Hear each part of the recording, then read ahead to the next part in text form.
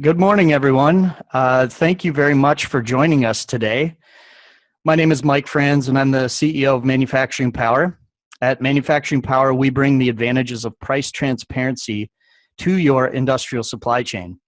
By collecting and providing peer-to-peer data, your organization will be equipped with industry-changing community information to make the best purchasing decisions possible. In the consumer age of TrueCar, GoodRx, and other price transparency tools, our database is built by a virtual community of like-minded companies looking for every opportunity to win. If you have any interest in learning more about Manufacturing Power, please reach out. Our contact information will be at the end of this presentation. Okay, that was my plug. Now, without further ado, it's my pleasure to introduce Danielle Hansen. Danielle is the Director of Global Strategic Sourcing at Coloplast, a Tier 1 medical device and life science manufacturer, and is also an adjunct professor at the University of St. Thomas. Between an unprecedented work situation, home life, and a pandemic, Danielle has been gracious enough to share her time and knowledge with us today. Thank you so much, Danielle, for being here. The floor is yours. Thank you very much. Good morning and welcome, everyone. I'm very excited to join all of you this morning as we kick off the morning event here. Did want to just talk through a couple of things. We are going to be doing some surveys throughout this presentation. So you will see, as you're looking at your screen, you should be seeing a survey pop up. And there will be 3 of those throughout today's session. You will be able to go ahead and put your feedback into that. And then we should be able to see the results coming back from there. The first question that we have is COVID-19 has created many supply chain challenges. What is the biggest challenge that you're experiencing? So you should see the poll pop up. And if you could go ahead and put in your feedback, we'll give it just a moment here.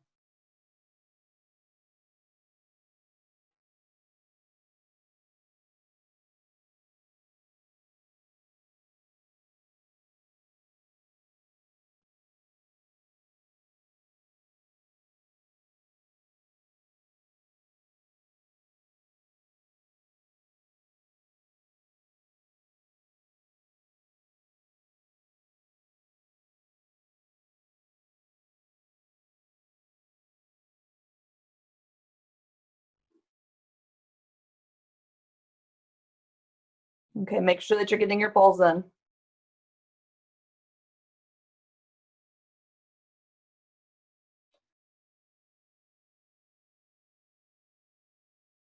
And could we go ahead and get the results? So if we look at this, supplier delivery performance is at about 41%. Importing goods is also following with a close 36%, lack of inventory at 36%, and terms and contract price negotiations at about 18%.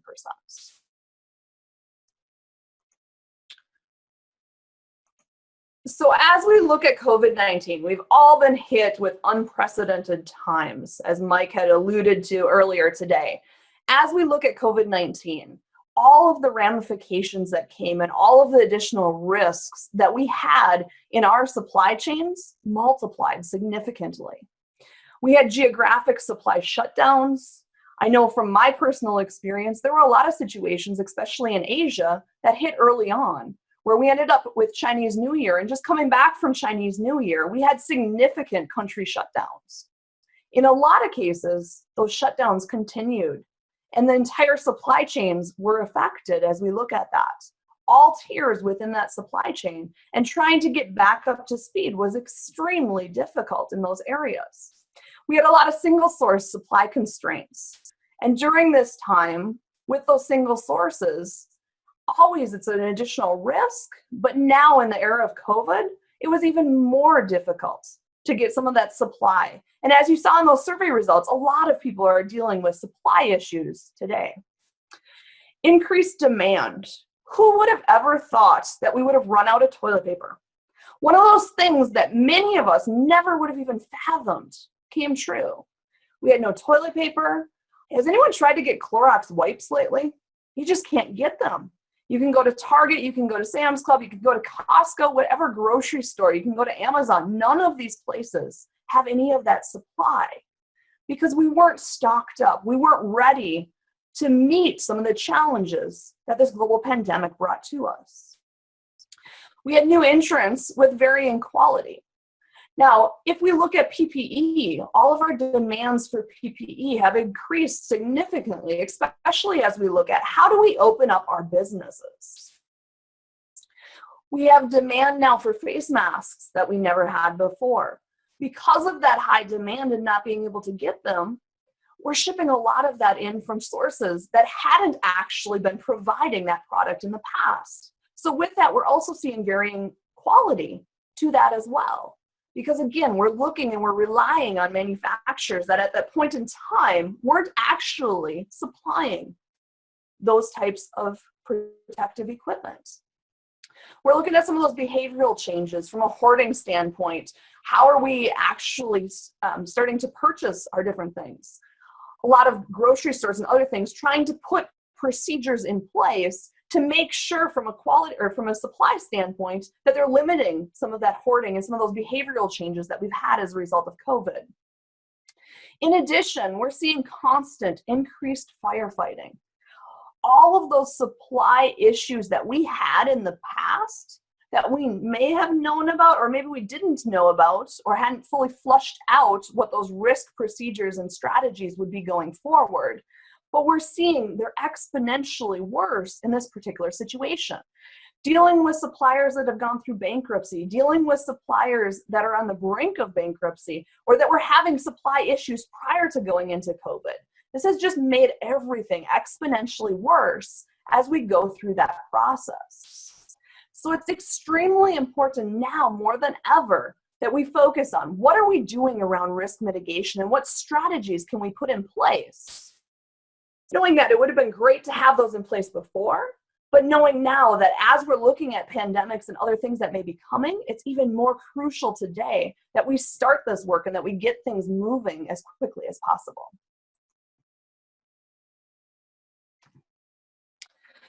One of the quotes that I really like is, "Resilience is the capacity of a system, enterprise, or person to maintain its core purpose and integrity in the face of dramatically changed circumstances." If we think about COVID, this has dramatically changed the circumstances. It's changed how we operate. It's changed things that we think about, things that we consider during those disaster recovery and contingency plans.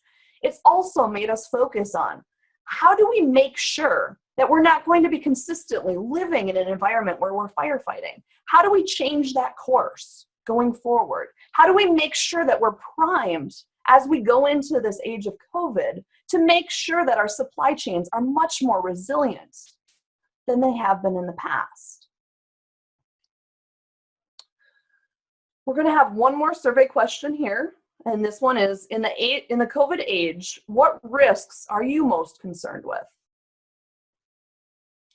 So go ahead and look at your computer screen and fill out your poll. We have geographic risks, political risks, financial risks, inventory risks, and pricing pressure risks. So I'll give you a moment to go ahead and fill out that poll.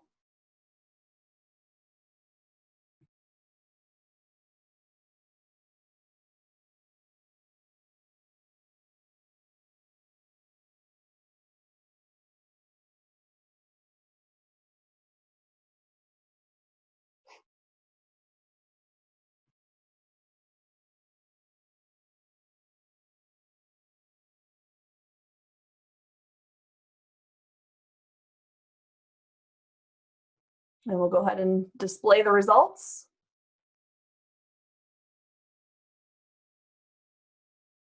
Okay, so financial risk is coming in at 64%. We have pricing pressure risks following with 32%, inventory risk at 23%, and political and geographic risk tied for about 14%. Now, financial risks, as we're looking at this, is one of the biggest issues that we definitely have in the age of COVID. So if we look at this situation, you can see this is someone's office space. It's completely broken down. There's lightning, there's papers everywhere. There's a lot of things going on in this picture. For many of us, this has been the age of COVID. We've had those constant firefightings, that pressure. We've had to make sure that we're not only doing our jobs, but that we're also taking care of those situations with kids, now becoming teachers, barbers, other things as well from a service provider standpoint. As we look at the different types of risks that have come into this age of COVID, we have geographic. Chinese New Year, especially if you're dealing with Asia, followed by many country shutdowns all around the world. We had stay-at-home orders in the US that followed that. So as we were getting hit from a geographic standpoint in Asia, we were still operating in the US. We were still operating in parts of Europe. Now, as that continued to move and continued to come closer to the US, we had a lot of issues as we were going on throughout that. We are continuing to fight and continuing to operate in a lot of this chaos as we find out more and more information from these suppliers that's coming in. It's extremely important that we look at this particular situation and that we address some of these geographic risks. We also have opportunities here because as Europe was starting to shut down, as the US started to shut down, China and Asia was starting to come back from a manufacturing perspective. So a lot of those things that if we had just solely focused our geographic expansion on one area or had a supplier just in one of those areas, we were at a higher risk. But if we had supply coming in from multiple different geographic areas, we were actually in a better position from a global pandemic standpoint. From a political perspective, there's a lot of political risks going on. We're seeing that within countries, across party lines. We're seeing that across countries, especially as we look for a fight for PPE. Everyone is trying to get that as we're going through this global pandemic. And there's a lot of frustrations and different risks that are going on politically. From a financial standpoint, there's also a lot of financial risks. This was one of the biggest from the survey perspective that you all concerned about. From a financial perspective, there's risks associated to the personnel in forms of layoffs and furloughs. A lot of those have already hit. Our unemployment rates are much higher than they have been in the past. There's also additional costs associated with doing business now in the age of COVID.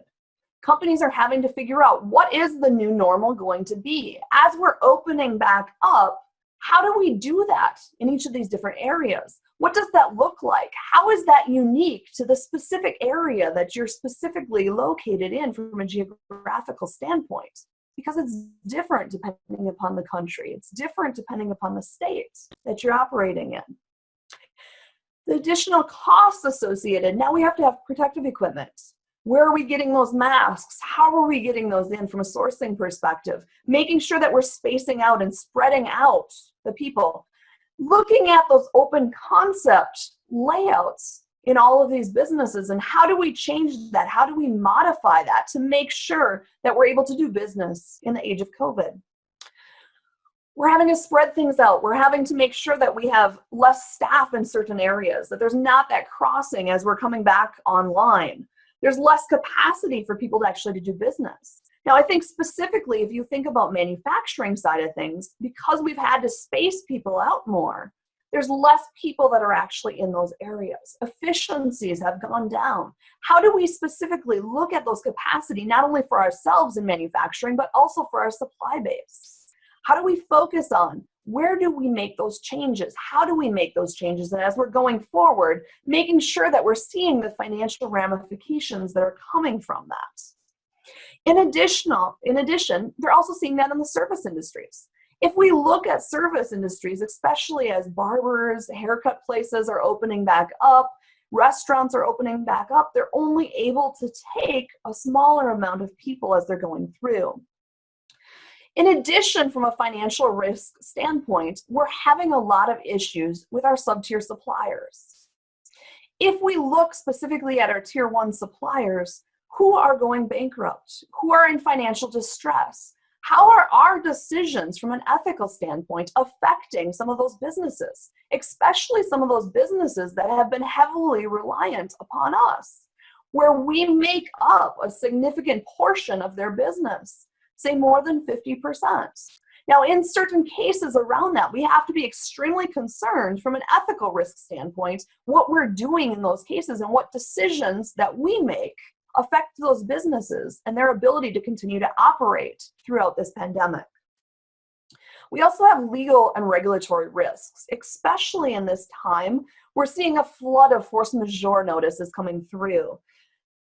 Some of those supply issues, some of those force majeure issues have been affecting our supply directly. We're not getting that supply coming in, and it is covered by a force majeure. So we've got a lot of situations. How do you react when you have numerous force majeure notices coming in? And then there's also the human and behavioral risk.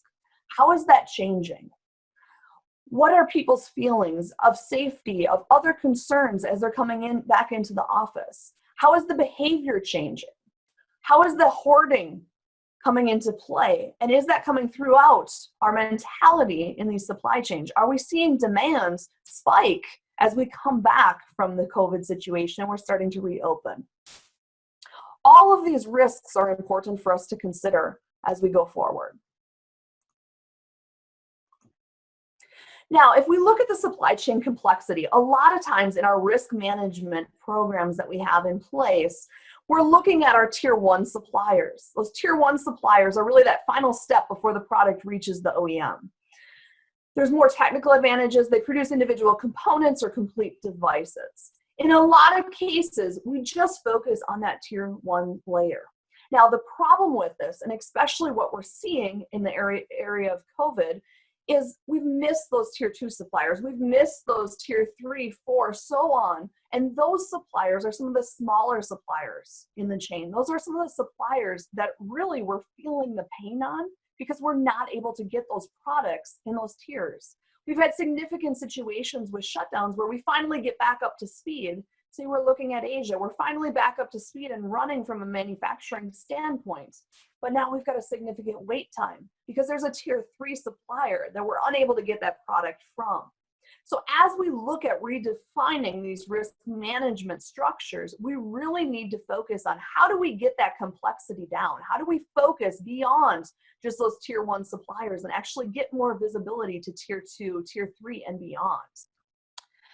One of the important things that we also need to look at as we're focusing on strategies and reducing the complexity and risk is actually focused on current state extended value stream mapping. So looking at our entire value stream, so our fulfillment stream, how are we getting product? What does that process look like from the time that we place that order all the way through until we get that product back? Typically, we focus those value streams, again, just on the first tier suppliers. But it's important that as we look at this risk, we're actually mapping out and focusing on what are additional areas within here and where are those other tier suppliers that need to be coming out of this map. As we focus on risk reduction, we have to figure out how do we make the complexity of these value stream maps more simple?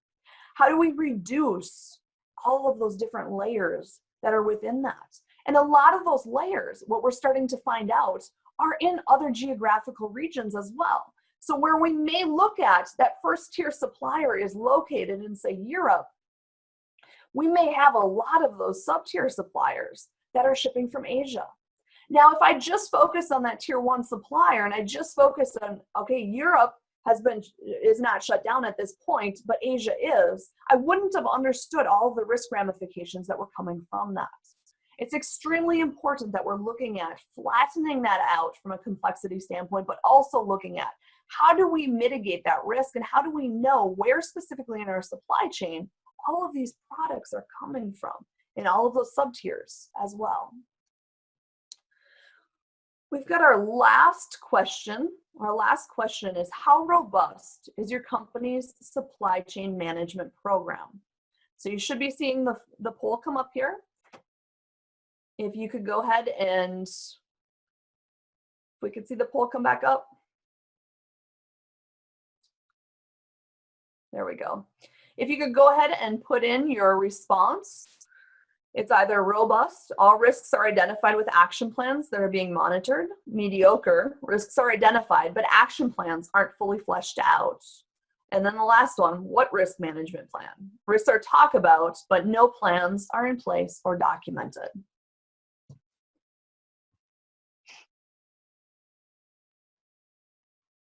So we'll give you a moment to go ahead and put in your poll question.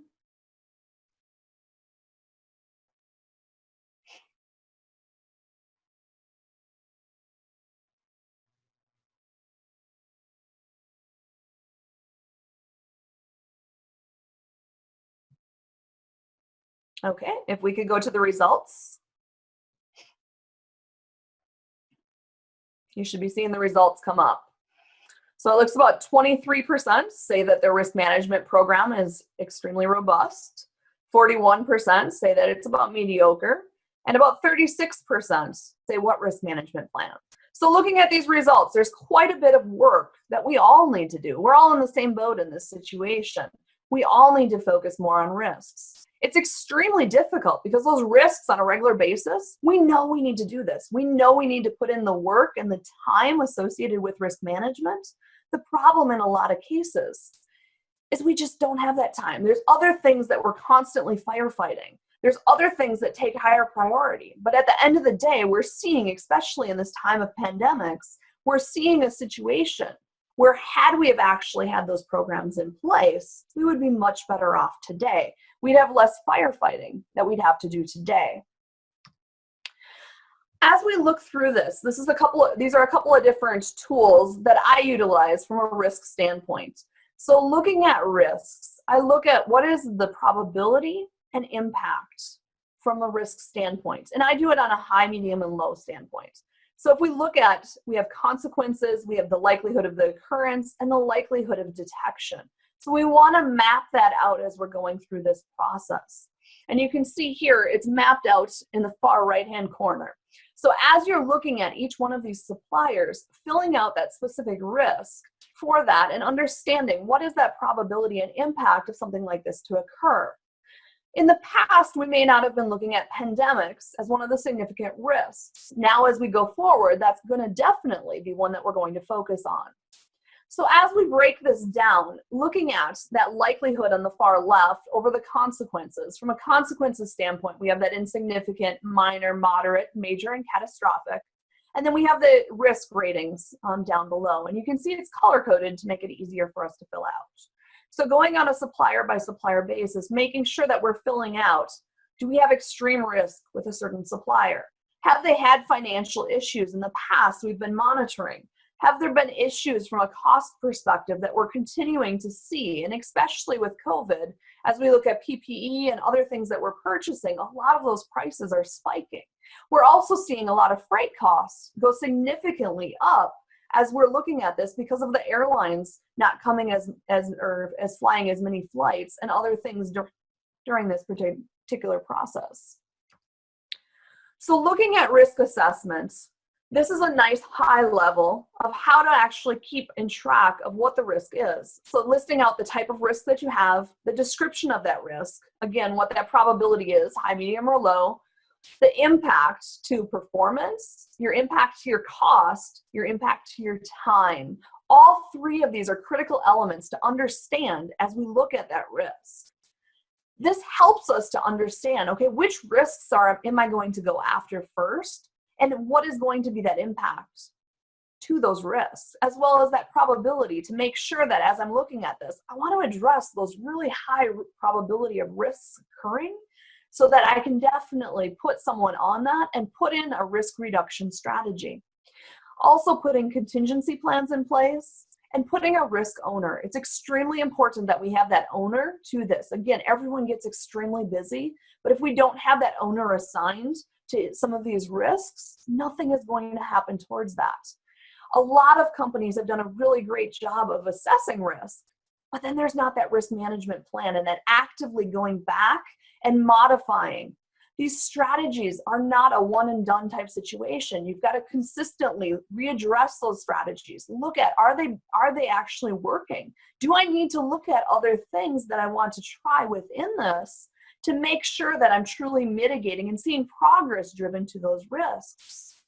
And that's the other thing. What kind of KPI, what key performance indicator are you utilizing from a risk standpoint so that you can show what are those actions that I'm taking? And are those actions enough to reduce some of that risk that we're seeing in our supply chain? This is another high level. This one you can put identifications to, so you can put ID numbers. Again, this goes through description of risk. It goes through impact, the risk response. This is more of a high level one that can be shared from a dashboard standpoint, puts the risk owner and any specific notes that need to be put in place.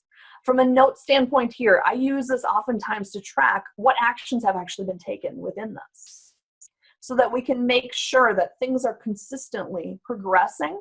Because again, the worst thing that can happen is we put in and take a lot of time to go through the risk assessment stage, but we don't actually go into the actions and make sure that we're monitoring those actions to completion and actually seeing progress within them.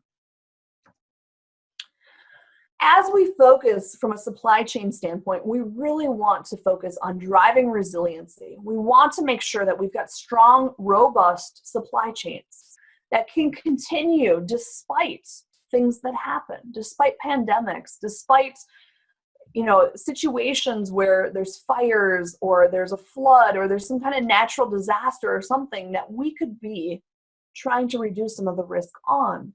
We want to make sure that our fulfillment streams are mapped beyond just our tier 1 suppliers, as we discussed. It's extremely important that we're focusing on all levels of the supply chain within this. We want to focus on how do we flatten that fulfillment stream? How do we make sure that there's contingencies built for high revenue? For some of those high revenue, how do I focus on some dual sourcing strategies? Are some of these suppliers in multiple areas of the world? We're having that dual source strategy. You're still working with that same company. You're still working with the same quality system, but in 2 different locations. So when we have a geographic situation, say when Puerto Rico had all of the natural disasters happening, we still had another opportunity. We weren't with all of our eggs in one basket in Puerto Rico, but we still had other areas of the world that we were able to manufacture those same products. Now, I recognize, especially in highly regulated industries, dual sourcing is extremely difficult. It's extremely costly, especially when you have all the regulations and other things that are coming from that. But we have to focus from a business standpoint on which products does it make sense for us to have those dual sourcing strategies in place, for us to make those investments, knowing that things are going to happen. Change is one of the only constants. In this particular case, we need to make sure that we're building the resiliency into our supply chains to make sure that we can deal with some of those ramifications that occur. We want to focus the risk assessment with actionable plans that are being monitored consistently and owners that are driving those risk management. So often from a sourcing perspective, we're focused so much on the cost side, we also want to be focused on the risk, because that risk is also going to drive some of those cost drivers up. An integration of data is an extremely important information to have. A lot of us don't have the data that we need. It's a very manual process to drive out the costs, the location, the financials, and the shutdowns information. It's all been manual.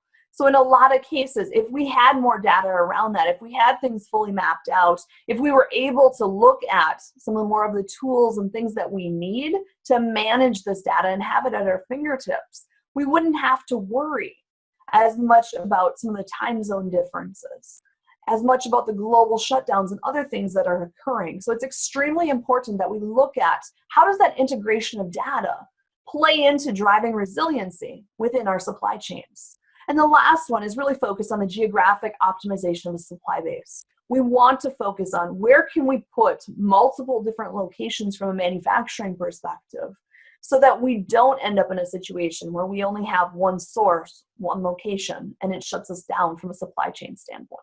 Where can we make some of those investments that are going to pay off in the long run? So as we look at the data transparency and relationship management piece, how do we put more information in the hands of the supply chain decision makers? One of the things that we can do from a manufacturing power standpoint is really look at some of the costs. And for MRO and specifically, they do a really nice job of putting together, here are the costs and here are some of the different information that you need to make sure you truly are getting the best price that you can for those MRO products. Dun & Bradstreet and procurement analysts are great sources for actually managing some of those financials. Understanding those tier 1, tier 2, tier 3 and beyond suppliers, and understanding where do we have additional risk that we should be monitoring closely as we go through this, especially with COVID and with the pandemics and all of these businesses scurrying, trying to figure out what is our new normal? Can we operate in our new normal? And are we actually going to be able to continue on from a business and financial standpoint because of things and shutdowns that have occurred? So as we look at that, knowing those tools and knowing and having an understanding of that is extremely important. The other one in the far left-hand bottom corner is Source Map. And Source Map is actually a technology that can be used to go through and map out those supply chains. So you actually have real-time information when a natural disaster happens, when something outside of a course of normal business is occurring. You already have all that information populated. It's your go-to. So you're not manually trying to scurry and get as much information as you can as you go through that process. All of these, from a data standpoint, is helping to make our supply chains more resilient as we go through. And if we look at risk mitigation for supply chain resiliency, we've talked a little bit about dual sourcing. It's extremely important that we're looking and making those investments. Again, I very much understand from a regulation standpoint, in highly regulated environments, it's extremely difficult to have that dual sourcing and extremely costly. But we have to look at what products does it make sense for us to drive that within our supply chains. The financial monitoring, we need to make sure, especially during COVID and as we monitor our suppliers throughout, that we're staying in close contact with them, understanding, watching those Dun & Bradstreet scores, watching those procurement catalyst scores to make sure that we understand where those financials are. Now, understand each one of those tools does have a lag. So we want to make sure that we have those relationships built up with those suppliers, so we're consistently having those communications with them and understanding real time, in addition to the tools that we have, where are they at within this? What are their main concerns? In a lot of cases, getting to the root cause of some of those concerns can help give us flags that we need to know to understand what specifically are they going through during this? What do we need to be apprised of to make sure that we're still able to get our products and still able to get that supply coming? Because one of the worst things that can occur is during this, you end up with a supplier at a tier 2, tier 3 level or beyond that completely shuts down.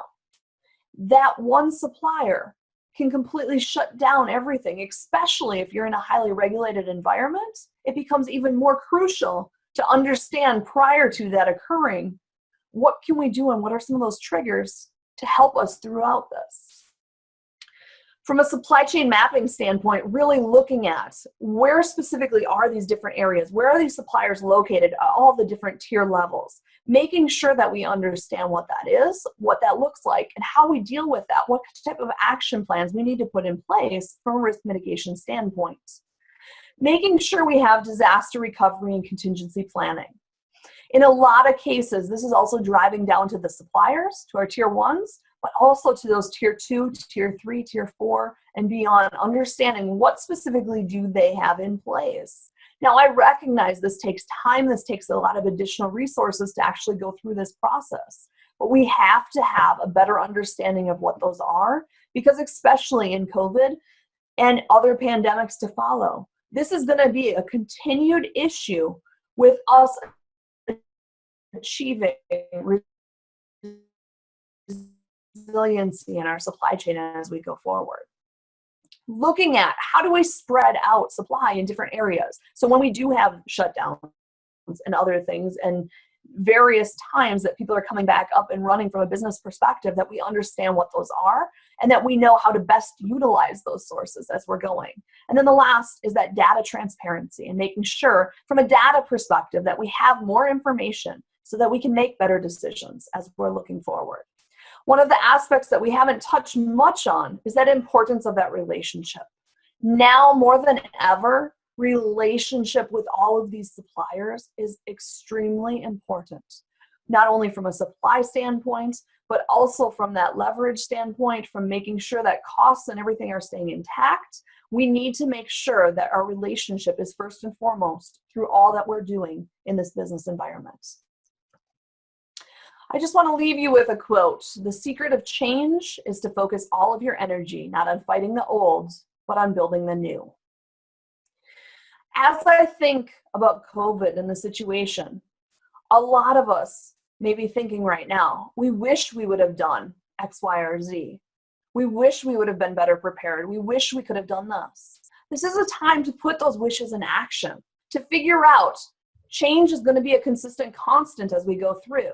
How do we make sure that we have everything in place? It's going to be to put the due diligence in now, to make our supply chains more resilient than they have been in the past. I'm now going to turn it over to any questions that you have.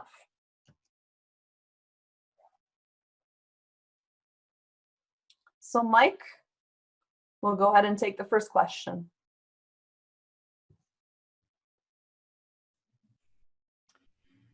All right, Danielle, can you hear me? I can, yes. Okay. The first question is, what support groups are available to collaborate on best practices and tools to assist in navigating the volatility of the bullwhip occurring and coming? Yeah, so ISM and Apex both have some very good programs in place. They have some good support groups and other breakout sessions that you can definitely partake in. I'm seeing a lot of things on LinkedIn, especially in terms of some of the procurement groups that are listed there. I know University of St. Thomas is also offering some free courses to talk through some of these same situations and what some of the ramifications are, not only from a supply chain perspective, but also from a marketing perspective in the time of COVID. Okay, great. We've got, it looks like another one coming in here in just a second.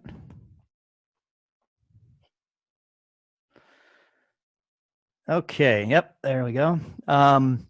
Next question is, everything will take longer with only 50% of capacity available until allowed to fully open up manufacturing and other businesses. What is the best approach to prioritizing resources? Really looking at what that supply need is and specifically making sure that you're focused on those areas. It's going to be a difficult time. I think communication is also a key as we work through this, is making sure that you're communicating effectively across all areas, not only with your supply base, but with your employees, as well as with your customers. Because we are all in this together, we are all understanding, but sometimes those frustrations become even more as we're being spread even more thin. So it's extremely important that we're continuing to communicate throughout. Okay, I have a question here for you. Sure. You had mentioned PPE earlier, and this has to do with that, and also janitorial supplies and cleaning supplies. It's so important right now as people factor those things into their daily business. How are companies locating those items and other needed materials that meet the new social distancing requirements? Sure.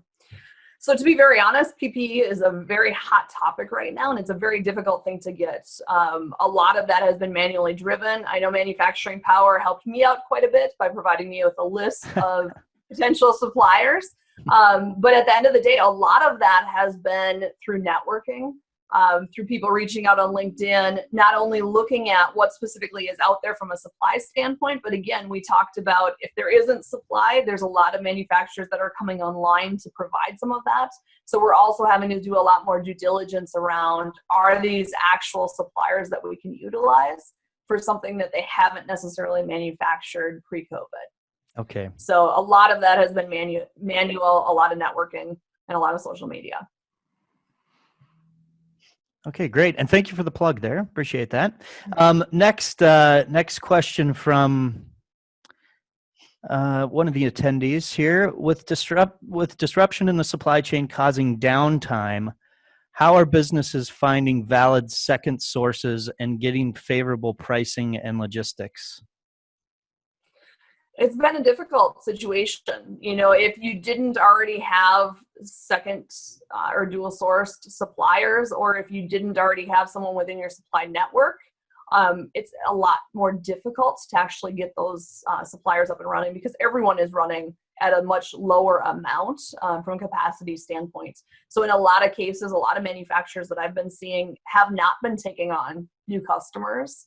And the reason is they just don't have the capacity to do so. They're having a hard enough time trying to keep up with the demand that they have, and especially in certain areas, that those relationships that we talked about are really extremely key, to know who specifically you can go to in those situations when you don't already have that dual source in place.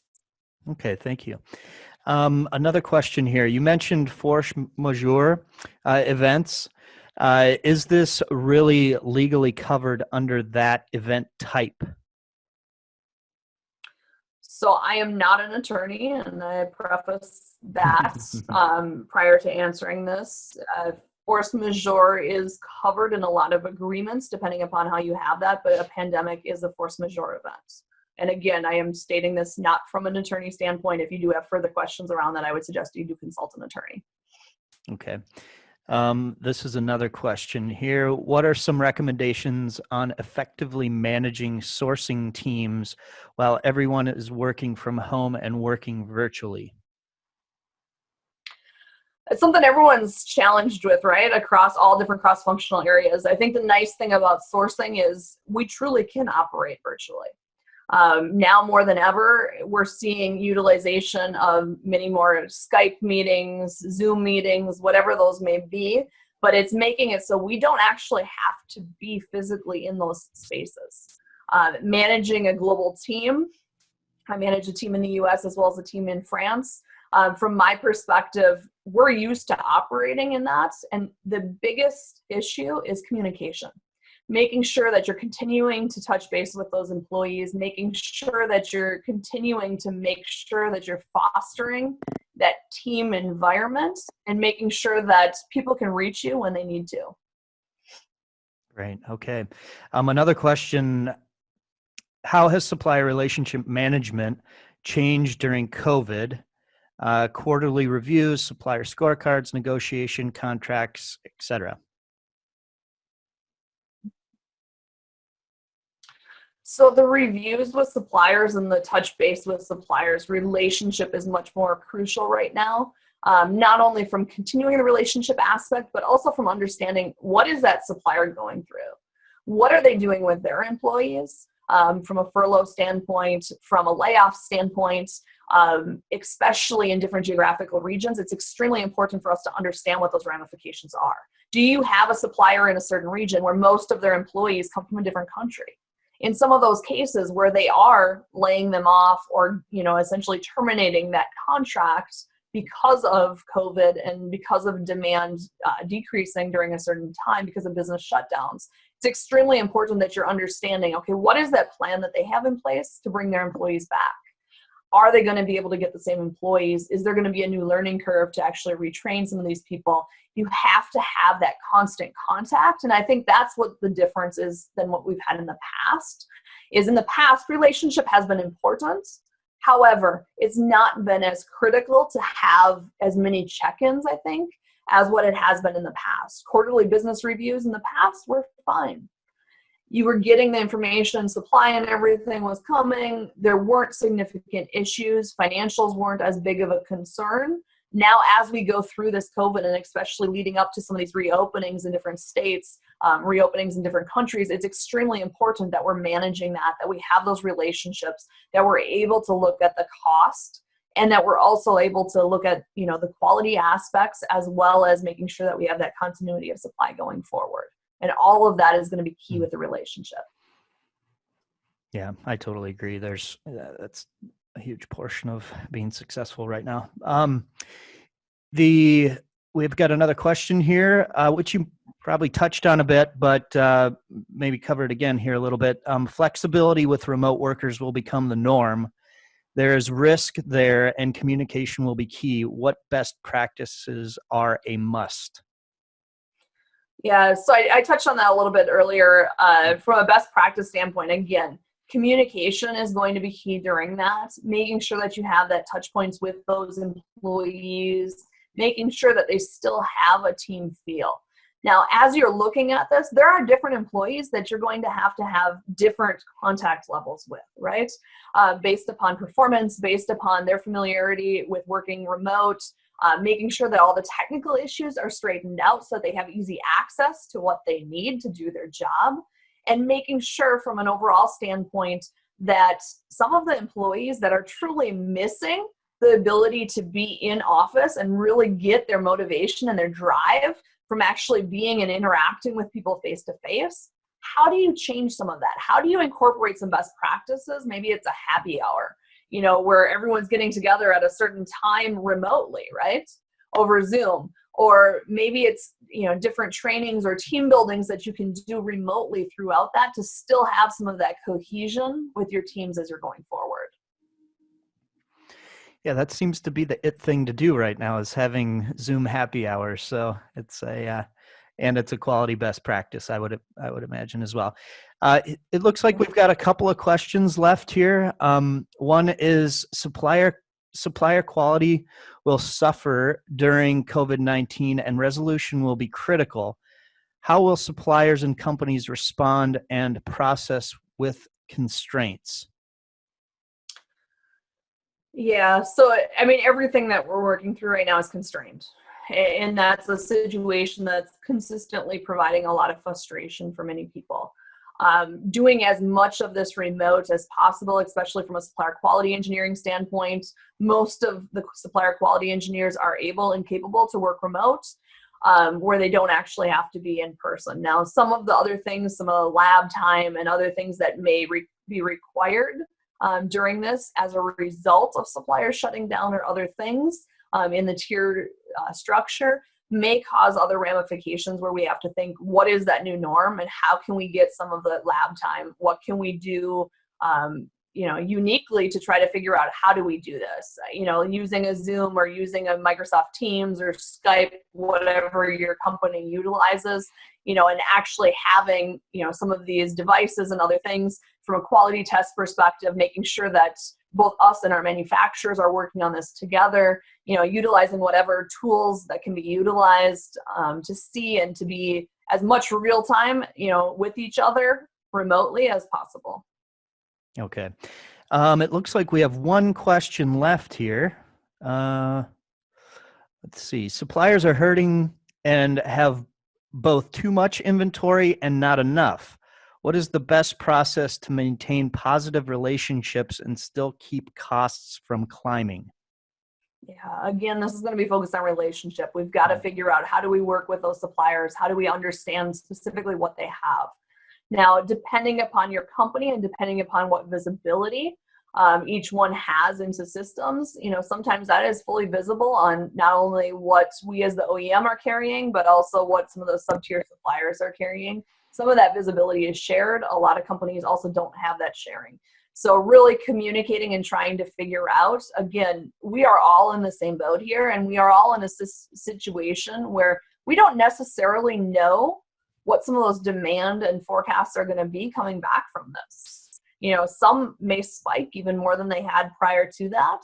We may be expecting some of those to occur. We may be expecting some changes from a demand standpoint, and we will have to make sure from a communication perspective as we go through this, we are over communicating some of those changes and trying to make sure that that's fed back into these suppliers and sub-tier suppliers so that they can make the best choices for their business and for the overall relationship together as well.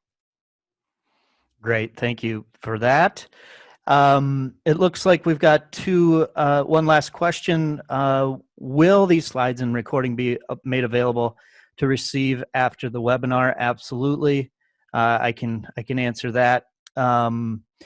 And we can send them out to the folks that have registered either for the Facebook Live portion of this or also for the Zoom portion of this. And if we miss you, please feel free to email Matt Schumann. As you can see on the screen right now, he'll be able to send that out to you, or Danielle. And this doesn't look like a question, it just looks like a comment. But that seems to be the end of the questions. Oh, actually, there's one more question here, Danielle. We've run into cases where a supplier is also supplying other companies, some larger than ours. Risk management possibilities, dual source others? Question mark.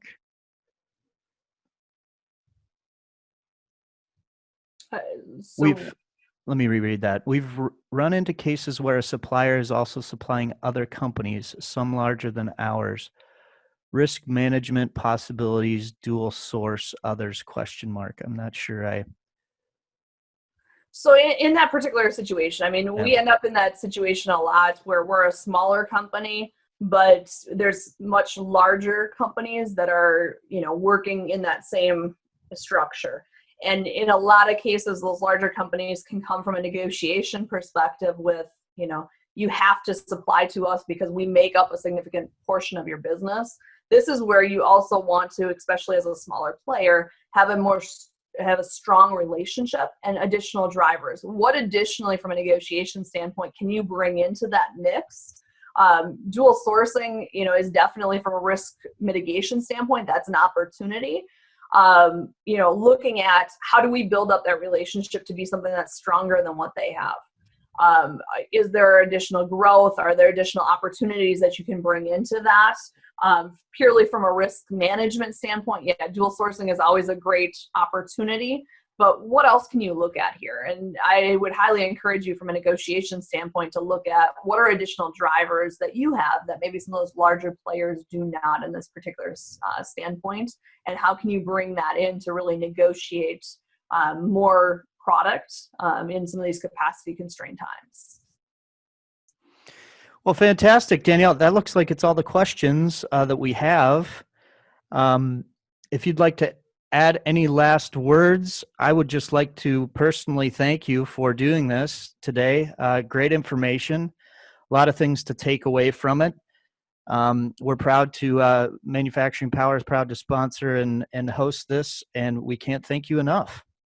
Well, thank you so much. I truly appreciate this opportunity, and I appreciate all of the time that you all have spent with me today.